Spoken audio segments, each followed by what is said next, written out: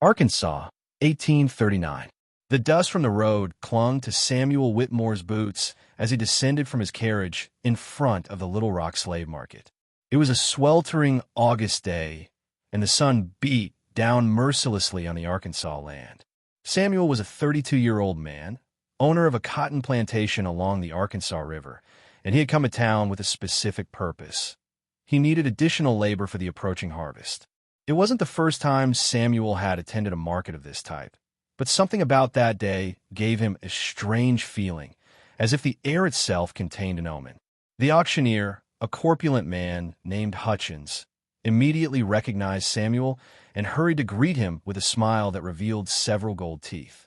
"Mr. Whitmore, what a pleasure to see you again," said Hutchins, vigorously shaking his hand. "I have exactly what you need. A special shipment arrived last week, directly from New Orleans." Samuel nodded indifferently, following Hutchins toward the pens where they kept the enslaved people. The smell of sweat, fear, and desperation permeated the air. They passed several groups until Hutchins stopped in front of an elevated wooden platform. "These are special," Hutchins said in a low voice, with an almost reverential tone. "Three sisters. They come from Haiti, though they spent years in Louisiana. The previous owner died under strange circumstances, and the widow wanted to dispose of all the property quickly." On the platform were three women. The eldest appeared to be 25 years old, with skin dark as a moonless night, with eyes that seemed to contain centuries of knowledge. Her name, according to the sign hanging from her neck, was Aya. The second, about 20 years old, was called Aminata, and possessed a disturbing beauty that contrasted with the hardness of her gaze. The youngest, Zuri, couldn't have been more than 18 years old, but there was something in her bearing that suggested an unnatural maturity. "I'm selling them together," Hutchins explained.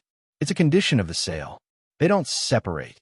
The price is high, but I assure you they're tireless workers." The previous owner swore he never saw them sleep, that they worked day and night without stopping. Samuel examined the three sisters with a critical eye. They were thin but strong, and in their faces there wasn't the expression of resignation he usually saw in other slaves. Instead, there was something else, a kind of silent pride, a dignity that neither chains nor the platform could break. "How much?" asked Samuel. Hutchins named a sum that made Samuel raise his eyebrows. It was almost double what he had planned to spend. But something about those three women intrigued him. Perhaps it was the way they looked at him, as if they could see through him, or maybe it was simply curiosity about the story Hutchins had told. After brief haggling, Samuel paid the price, and the three sisters were his. He had them board his carriage, noticing they moved with a feline grace, almost supernatural.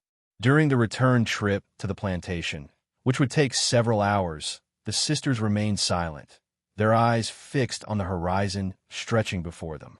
The Whitmore plantation extended over more than 200 acres along the river. The main house was a two-story structure with white columns, surrounded by centuries-old oaks covered in Spanish moss.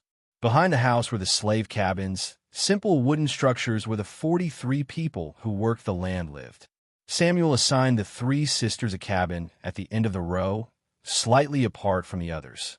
The overseer, a brutal man named Jeremiah Cook, received them with his usual contempt.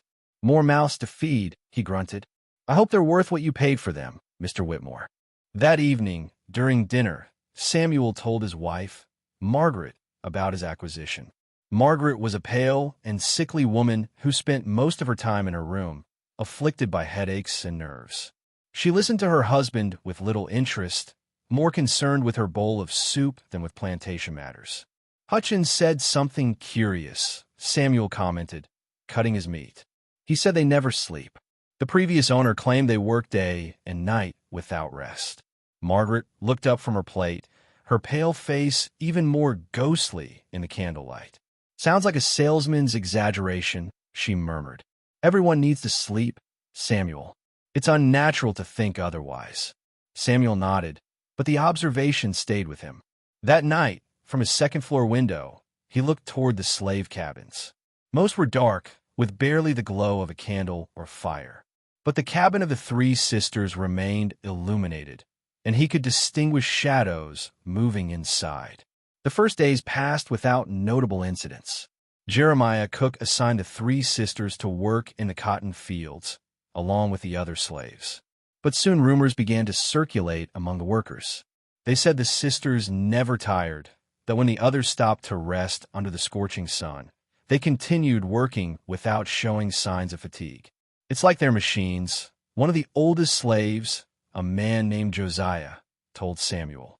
They work from sunrise to sunset, and then, at night, I see them walking among the cotton rows. They never sleep, Master Whitmore. Never. Samuel dismissed these comments as superstitions, but his curiosity grew. One night, around 2 a.m, he decided to verify for himself. He dressed quietly so as not to wake Margaret and left the house.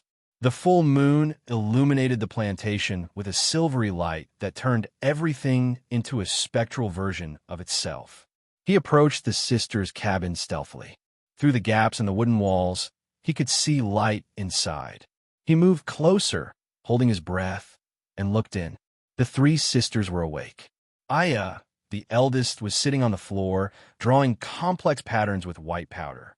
Aminata was sorting dried herbs that Samuel didn't recognize, tying them into small bundles. Zuri, the youngest, was standing by the window, looking directly toward where Samuel was hiding. Their eyes met, and Samuel felt a chill run down his spine. It was as if she had known he was there all along. Samuel retreated and quickly returned to the house, his heart pounding. That night he couldn't sleep, tormented by the image of those eyes that seemed to see through the darkness, through the walls, through him. The next morning, during breakfast, Samuel received disturbing news. One of the horses had been found dead in the stable, with no visible marks of violence or disease. It was a young and strong animal, and its sudden death had no apparent explanation. "It's a bad omen," Margaret murmured, her face even paler than usual. "Bad things come in threes, Samuel. First the horse, what will be next?" Jeremiah Cook had a different theory. He appeared at the house that same afternoon, his face reddened by the sun and anger. "It's those three new ones," he said abruptly. "The sisters. There's something wrong with them, Mr. Whitmore. The other slaves are afraid. They say they've seen them at night, walking among the fields, murmuring in a language no one understands. They say they practice witchcraft." Samuel frowned. He wasn't a particularly superstitious man, but recent events disturbed him. "Witchcraft? That's nonsense, Cook. They're probably praying in their native tongue. Many people from Africa and the Caribbean maintain their old customs." "With all respect, sir, this is more than prayers," Cook insisted. "This morning I found this nailed to my cabin door." He extended his hand, showing a small doll made of cloth and stuffed with grass. It had pins stuck in what would be its chest and head. Samuel took it, examining it with a mixture of curiosity and apprehension. "And you think the sisters made this?" "Who else could it be?" Cook replied. "I've been having terrible pains in my chest since it appeared, and I'm not the only one. Other overseers on neighboring plantations have reported similar things. Strange objects, unexplainable illnesses, livestock dead for no apparent reason. And they all started after those three sisters arrived from Louisiana." Samuel dismissed Cook, but the overseer's words stayed with him. He decided to confront the sisters directly. That afternoon, he went to their cabin and summoned them. The three women presented themselves before him with the same serene attitude they had shown since their arrival. There was no fear in their eyes, no submission, only a disturbing calm. "I've heard rumors," Samuel began. "They say you practice some kind of magic, that you never sleep, that you're causing problems on the plantation." Aya, the eldest, stepped forward. When she spoke, her voice was deep and melodious, with an accent Samuel couldn't completely identify. "We do what we must do to survive, Master," she said, pronouncing the last word with a barely perceptible hint of irony. "As for sleep, we don't need to sleep like others. It's a gift or a curse, depending on how you look at it." "A gift," Samuel repeated. "Explain yourself." Aminata, the middle one, took the floor. "We come from an ancient line, Master. In Haiti, our grandmother was a mambo, a priestess of voodoo. She taught us the secrets, gave us the knowledge. Part of that knowledge freed us from the need for sleep. We can work more, live more, see more. But the price is high. What price? Asked Samuel, feeling he was entering dangerous territory, but unable to stop his curiosity. Zuri, the youngest, spoke for the first time. Her voice was soft but contained a deep sadness. The price is that we never truly rest. We never experience the peace of oblivion. Every memory, every pain, every horror remains with us, clear and present. There's no escape in dreams because we don't dream. We live every moment with total consciousness. Samuel remained silent, processing what he had just heard. Part of him wanted to dismiss everything as superstition or deception, but there was something in the way they spoke, in the depth of their eyes, that made him believe they were telling the truth, or at least their version of it. "And the doll?" he asked. "The one Cook found with pins stuck in it."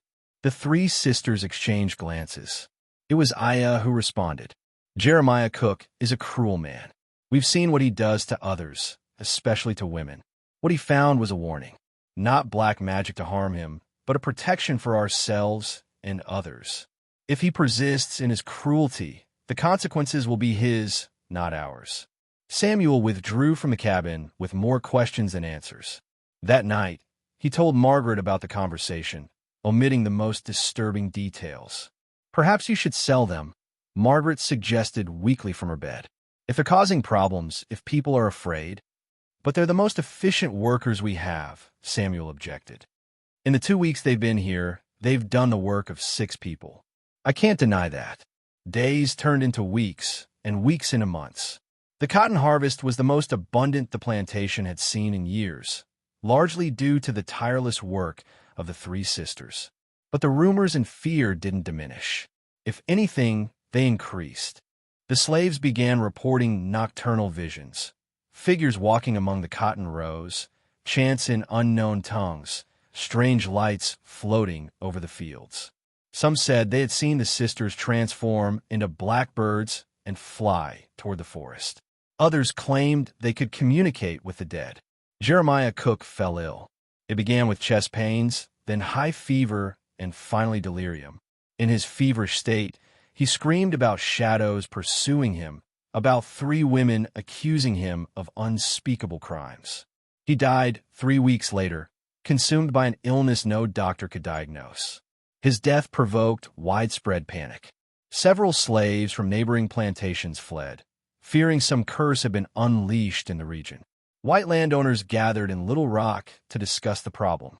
"Those 3 women are the source," declared a planter named Hutchinson. "Since they arrived, everything has gone wrong. Dead livestock, ruined crops on other plantations, unexplainable diseases. Something must be done, Whitmore." Samuel found himself in an impossible position. On one hand, the sisters were his best workers, and his plantation prospered like never before. On the other, social pressure and widespread fear threatened to become something worse, an irrational mob. One October night, he decided to have another conversation with the sisters. This time, he went beyond formalities and pretense. "I need the truth," he told them, complete and unadorned. "Will you really? Witches? Spirits? Something else?" Aya looked at him for a long moment before speaking. "We are women, Master Whitmore. Women who were torn from our land, enslaved, raped, tortured.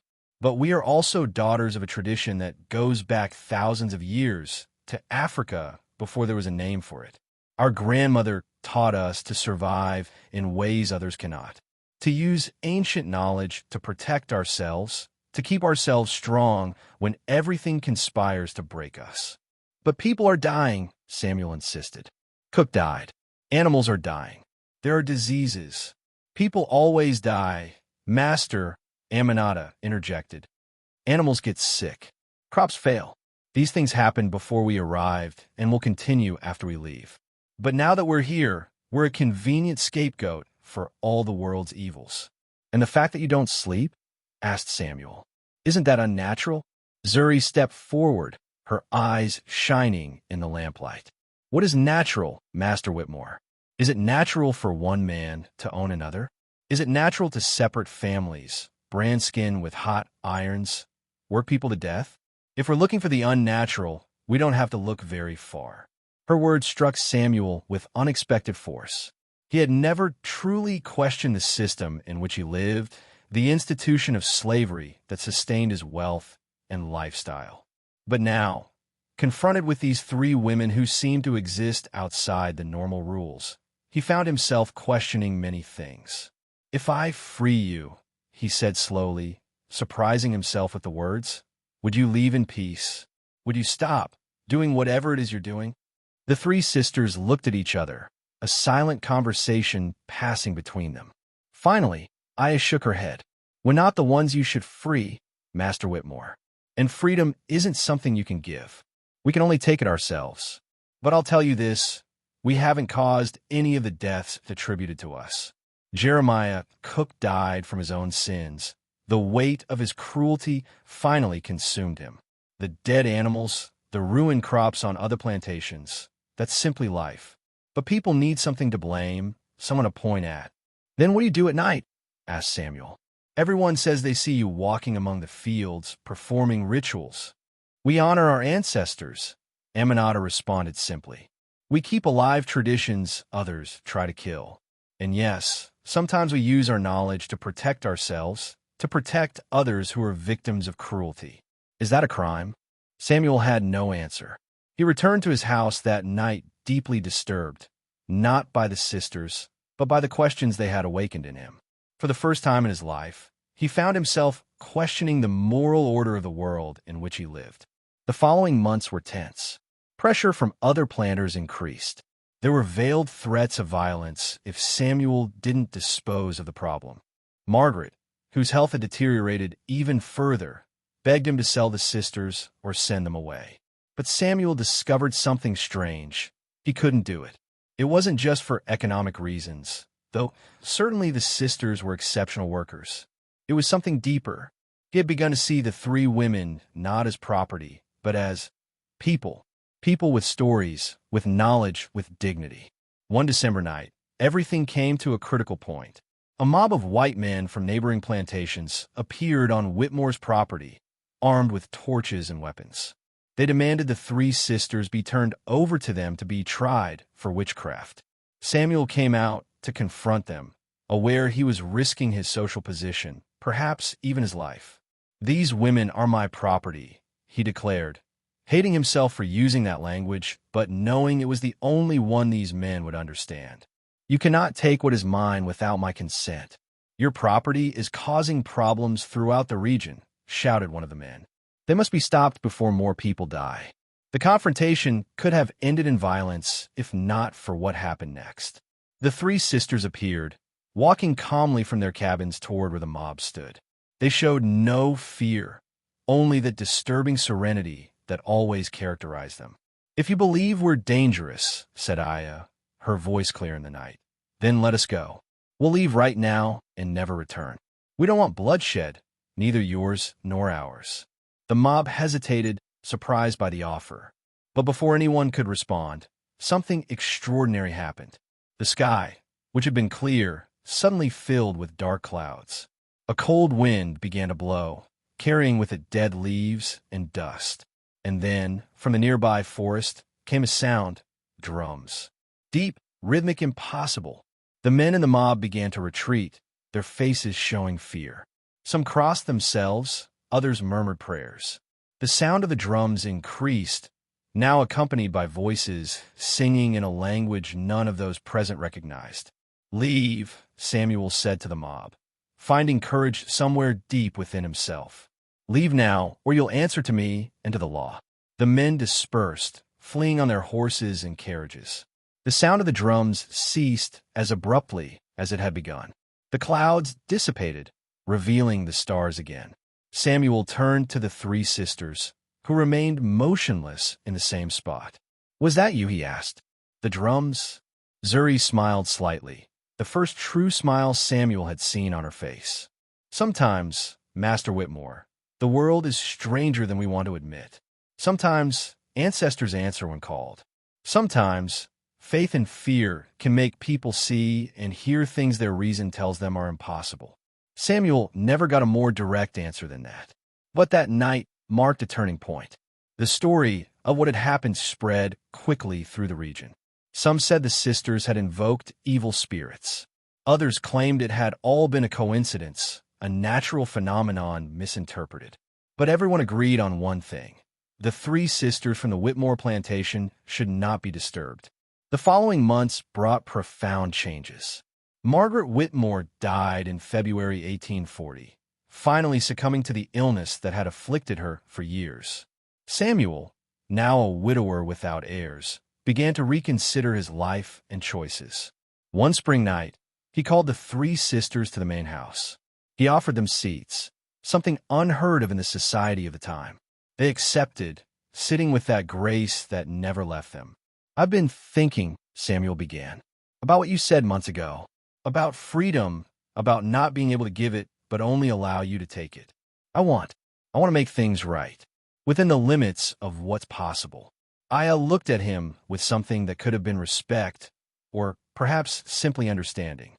"You cannot undo the past, Master Whitmore, nor can you change the system in which you live, but you can choose how you act within it. I want to grant you manumission papers," said Samuel. "I want to free you legally. I know in Arkansas there are laws that complicate this, that freed slaves must leave the state, but I have contacts who can help. I can arrange for you to go north, where you'll be truly free." The sisters exchanged glances again, that silent communication Samuel had come to recognize. "It's a generous offer," Aminata finally said, "and we accept it, but with one condition." "What?" asked Samuel. "That you also free others," Zuri responded. "Not all. We know that would be impossible without destroying you completely. But some, young families, those who have the best chance of building a new life in freedom." Samuel felt the weight of what they were asking. Freeing several slaves would mean a significant economic loss, but more than that, it would mean acting against all the social norms of his time and place. "I'll do it," he finally said. "It will take time to make the arrangements, but I'll do it." And he kept his word. During the following 6 months, Samuel worked discreetly with contacts in the North, with Quakers and abolitionists who operated in the shadows. He prepared manumission papers not only for the three sisters, but for 12 more people, 3 young families with children. The process was complicated and dangerous. Samuel had to invent stories, bribe officials, and work with conductors of the Underground Railroad who helped fugitive slaves reach freedom. He spent a fortune and risked his reputation. Finally, in October 1840, everything was ready. The 3 sisters and the 12 additional people would depart in a caravan toward the north, with papers identifying them as free blacks and with enough money to begin new lives. The night before their departure, Samuel had one last conversation with the sisters. They stood on the porch of the main house, looking toward the fields they had worked for over a year. "Will you ever sleep?" asked Samuel, the question that had been on his mind from the beginning. "Will you find peace?" Aya turned to him, and in her eyes Samuel saw an ancient sadness. "The insomnia we carry isn't just physical, Master Samuel," she corrected herself, using his name for the first time. "It's spiritual. It's the weight of memory, of everything we've seen and experienced. Perhaps someday, when we've lived enough, when we've done enough to balance the scales, we'll find the rest we seek. But that day is still far away." "And the rituals?" asked Samuel. "The voodoo, the magic, was it real?" Aminata smiled enigmatically. "Faith is powerful, Samuel. What you believe can shape reality in ways reason cannot explain. If you call that magic or religion or simply willpower, the names change depending on who's speaking." Zuri added her own reflection. "What's real is that we survived, that we maintained our dignity in circumstances designed to rob us of it, that we found ways to resist that went beyond physical rebellion, and that now, thanks to you, we'll have the opportunity to live as we should have lived from the beginning, free." The next day, the 3 sisters and the others departed. Samuel watched them leave, aware he would probably never see them again. Several of his neighbors eventually learned what he had done and condemned him. His social position deteriorated, and his plantation was never as productive as when the sisters worked there. But Samuel never regretted his decision. In the following years, he discreetly freed more slaves, always working within the limits of what was possible, always aware that his actions, though morally correct, couldn't dismantle an entire system. The three sisters disappeared into history. Some said they settled in Canada, where they lived quietly. Others claimed they had traveled to Haiti to reconnect with their roots. There were even rumors they had been seen in different parts of the country over the years, always together, always awake, always working in silence to help others find freedom. Samuel Whitmore died in 1855 at the age of 48. On his deathbed, he spoke of three women who never slept, who had taught him that humanity couldn't be possessed, only recognized or denied. His plantation was sold after his death, and the slaves who still worked there were dispersed to other properties. But the story of the three sisters persisted. It became legend in the region, a story told in whispers among slaves and later among their freed descendants. Some saw it as a horror story, about witches who brought curse and death. Others understood it as something different, a story about resistance, about maintaining identity and dignity in the face of insurmountable oppression. The details became distorted over time, as happens with all legends. Some said the sisters were vampires who drank blood. Others claimed they were ghosts who had never been alive. There were those who swore they still walked the earth, immortal, helping the oppressed in their struggle for justice. The truth, as often happens, was probably more complex and simpler than any legend. Three women, torn from their home, enslaved, traumatized, had found a way to survive that defied normal expectations. Whether through genuine voodoo, pure willpower, or simply the determination not to be broken, they had achieved something extraordinary, keeping their humanity intact in a system designed to strip them of it. And as for the insomnia, that mysterious condition that defined them, perhaps it was simply a metaphor, a way of saying they could never afford the luxury of letting their guard down, of forgetting who they really were. Sleep, after all, implies temporarily surrendering to the unconscious, letting go of control. For three women living in constant danger, perhaps perpetual wakefulness wasn't so much a curse as a survival necessity. The years following the Civil War brought massive changes to the South. Slavery was abolished, though injustices persisted under different names. Stories of resistance, like that of the three sisters, took on new meanings. They were no longer just horror tales whispered in the darkness, but symbols of a broader struggle for dignity and freedom. Researchers and folklorists later attempted to trace the real history behind the legend.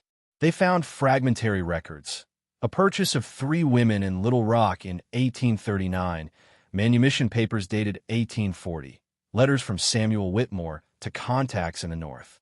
But the sisters themselves remained elusive, their lives after freedom shrouded in mystery. Some historians speculated the sisters' insomnia might have had a medical explanation, some rare condition that allowed them to function on less sleep than normal. Others pointed out that severe trauma can alter sleep patterns and that the sisters, having experienced unimaginable horrors, might have developed a form of chronic insomnia as a response. But there were also those who insisted that reducing the story to purely rational explanations was missing the point. The story of the three sisters who didn't sleep was, in its essence, a story about the power of faith, cultural resistance, and the human capacity to maintain identity in the face of forces seeking to destroy it. In Haitian Vodou traditions, there are concepts that could shed light on the story. The idea that certain initiates can function on multiple planes of existence simultaneously, that they can walk between the world of the living and the spiritual world. For those familiar with these traditions, the sisters' insomnia could be interpreted as a form of spiritual vigilance, a constant connection with the Loa, spirits, and ancestors. There's also the concept of the zombie in Vodou, though not in the Hollywood sense of the living dead, but in the original sense, a person stripped of their will, reduced to a state of perpetual slavery. The sisters, by refusing to sleep, by keeping their consciousness alert at all times, could be seen as the exact opposite of a zombie.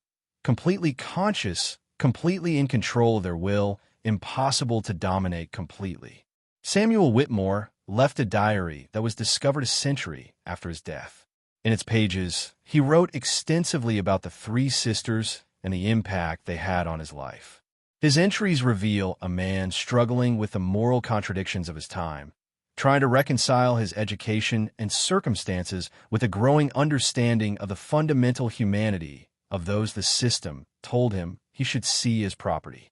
One entry, dated September 1840, shortly before the sisters' departure, is particularly revealing. I have come to understand that the true horror is not that these three women don't sleep. The true horror is the system that placed them in a position where sleep, with its implicit vulnerability, became a luxury they couldn't afford. How many other people live in this state of forced wakefulness, constant alertness, knowing that a moment of relaxation could mean violence, separation from loved ones, or death? The sisters' insomnia is a mirror reflecting the cruelty of a society I have accepted without question for too long. These words suggest that, in the end, Samuel came to understand the story of the three sisters wasn't really about witchcraft or supernatural powers. It was about what human beings are capable of doing to survive, the extraordinary ways the psyche can adapt to extreme circumstances. In the following decades, the story continued to evolve. During the civil rights movement of the 1960s, some activists took it up as a symbol of resistance. The three sisters who never slept became a metaphor for the constant vigilance necessary to protect hard-won rights, the impossibility of truly relaxing in a society that still harbored deep injustices. Artists and writers were inspired by the story. There were paintings depicting three female figures, their eyes wide open, walking through cotton fields under a full moon. Poems exploring themes of trauma, memory, and resistance. Plays dramatizing the encounter between Samuel and the sisters, exploring the complex dynamics of power, morality, and humanity. But perhaps the most enduring legacy of the story was its central message, that even in the darkest circumstances, humanity can persist. That dignity cannot be completely stolen, only temporarily obscured. That resistance takes many forms, some obvious and others subtle. And that sometimes stories that seem to be about the supernatural are really about very human and deeply painful truths. In Arkansas, on the site where the Whitmore plantation once stood, there is now a small monument. It was erected in 2015 by descendants of the people Samuel freed, as well as by local historians dedicated to preserving the complete stories of the region, including the uncomfortable parts.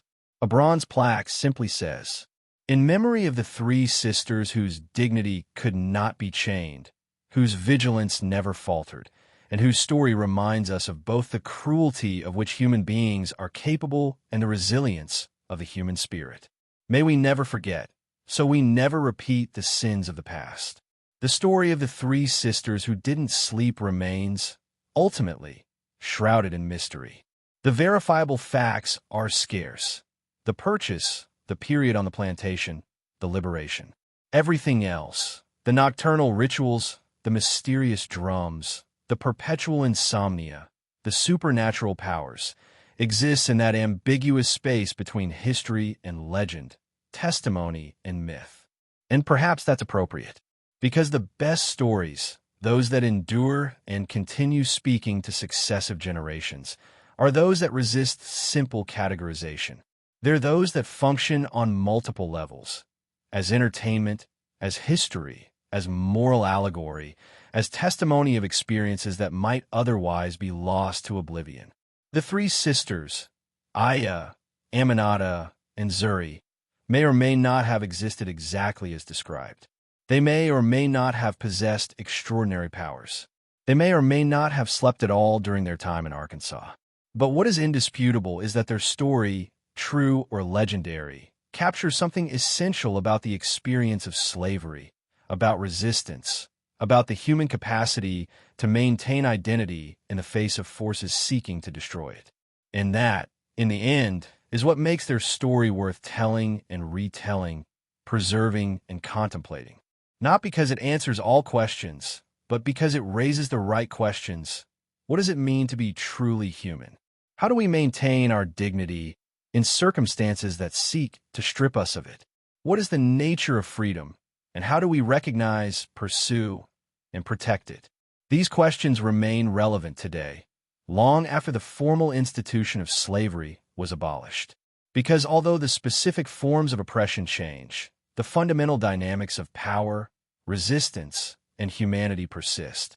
And in that sense, the three sisters who never slept continue to walk among us, their eyes open, vigilant, reminding us that we must never sleep in our vigilance against injustice.